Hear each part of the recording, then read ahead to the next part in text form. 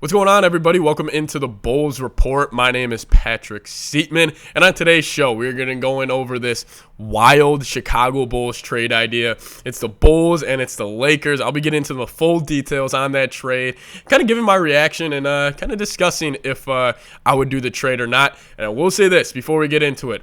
These are not my trade ideas. Most of these trade ideas we do on the channel, they come from another platform, another social media site, and this one's from heavy.com at Bleacher Report. So if you hate the trade, don't yell at me. Go yell at them over there. I'm just going to talk about it and give my reaction. Bulls, Lakers, we'll get into that in a second. But guys, help us reach 2,000 subs. This channel's been growing like crazy, and it's all credit to you guys. So first off, thank you for everybody who has hit that sub button so far, but we're closing in on 2,000 subscribers, which would be fantastic. That was my goal before the NBA draft, and we're closing in on it right now. So if you guys want to help us out, it's a free, easy way, and pretty much this would just tell your YouTube page, give me more Bulls content. I want to stay in the loop of all Bulls news, rumors, whatever it may be. We'll have you covered. And plus, guys, it'll make me look really good for my bosses as well if we pick up a bunch of subs on today's video. But let's talk about it. So this was a heavy.com trade idea originally, and then Bleacher Report kind of caught steam of it, and then they posted about it. So I'll break this down. So it's a DeMar DeRozan trade. The Bulls would send DeMar DeRozan to the Los Angeles Lakers, and then the Bulls, they would be receiving D'Angelo Russel, Mo Bamba, and Max Christie. Max Christie was, I believe, their early second-round pick. He's also a Chicago kid, so we would be bringing Max Christie home. But Max Christie, Mo Bamba, and D'Lo for DeMar DeRozan. And when I first saw this trade, I kind of shut it down in my own head. I was like, man, D'Lo struggled this past year in the playoffs. We can kind of start on D'Lo, but in the regular season, I mean, D'Lo was legit 17.8 points per game, 3.0 rebounds per game, 6.2 assists. So just take it right there. D'Lo averaged 18 and 6 on 47% from the field.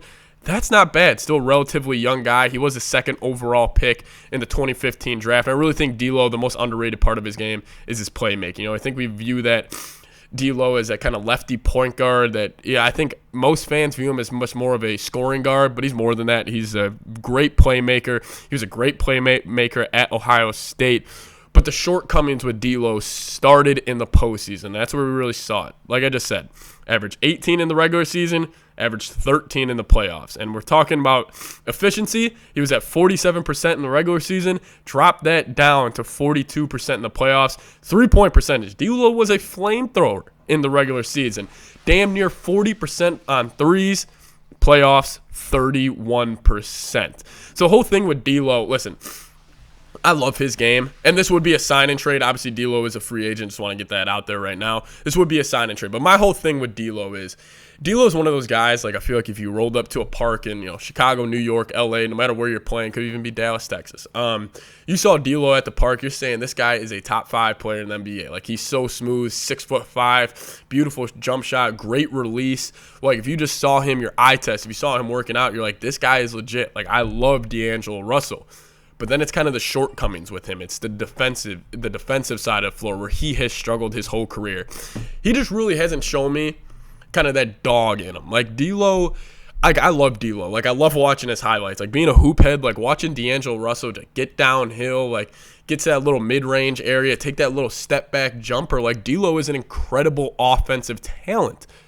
But it's that defensive side of the floor, and it's kind of that winning basketball. Because I think D'Lo, for him to be most successful, he's going to need the ball in his hands a good amount. Like, I don't know if D'Lo could be like we kind of saw with the Lakers. Like, he kind of played himself out of the rotation, when realistically the Lakers needed a guy this past postseason to step up as the number 3, and it wasn't D'Angelo Russell. It was the undrafted guy, Austin Reeves. Like, Austin Reeves, I think he fits more of that true number 3 on a championship team than D'Angelo Russell. But I don't know. I think if the Bulls were kind of had to do a trade like this, it would just be a complete reset, because then you're going to pair up D'Lo and Zach LaVine. I mean, that backcourt couldn't guard me coming off a pick and roll. So I don't know.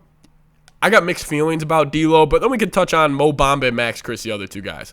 Mo Bamba, funny enough, guys, this was a 6th overall pick in the 2018 draft. Like, I love Mo Bamba. Great song written about him, but he's been a bust. I mean, this past year, only 6 points a game. 5 rebounds a game on limited minutes. Like, he hasn't really done much. But then Max Christie, he would be the young guy we would be getting. He's still only, I believe, 19 years old. He averaged 9 points a game at Michigan State, and not great efficiency from him, but I like his game. I think he'd be a really solid 2-guard. I think he understands the game well.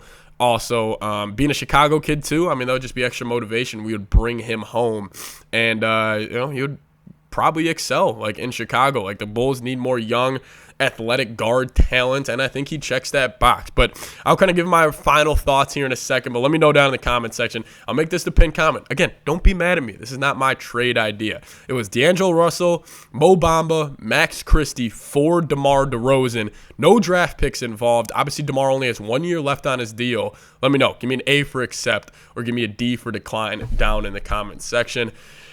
Overall, I would honestly probably pass on this. Like, you're getting 3 guys. Like, listen, D'Lo, it would be a sign and trade. So you would get him for a good amount of years, probably 3-4 years, whatever the sign and trade numbers actually end up being. But I get where they were coming from with this. Like, hey, the Bulls move off DeRozan.